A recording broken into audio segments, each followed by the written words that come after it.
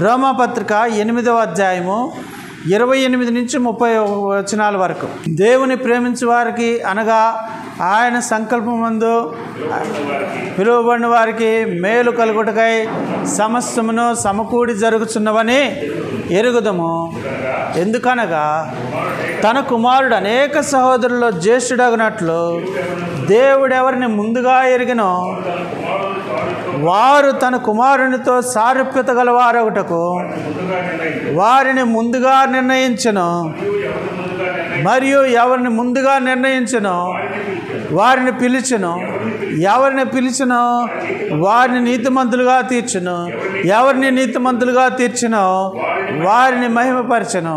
తన కుమారుడు జ్యేష్ఠుడిగా ఉండాలి, జ్యేష్ఠ కుమారుడిగా ఉండాలి, అనేక మంది సహోదరులు కావాలి. అలాంటి వారిని వాళ్ళు మళ్ళా ఆయనతో సారూప్యత గలవారు అయి ఉండాలి. సారూప్యత అంటే అర్థం ఏమిటి?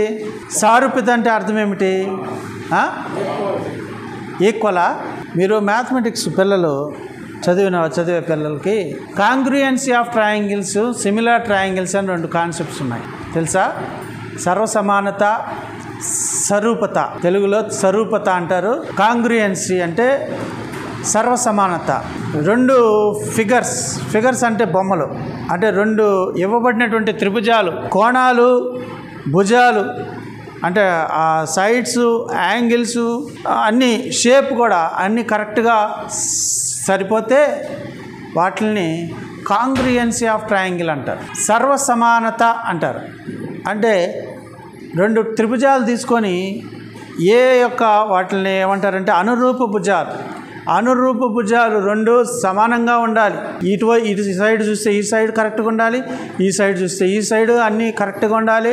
మళ్ళీ కింద బేస్ చూస్తే బేస్ కరెక్ట్గా ఉండాలి, యాంగిల్స్ చూస్తే యాంగిల్స్ కరెక్ట్గా ఉండాలి, and as well as shape కూడా కరెక్ట్గా ఉండాలి. అప్పుడే అది కాంగ్రుయెన్సీ అవుతుంది, అంటే సర్వసమానత అవుతుంది.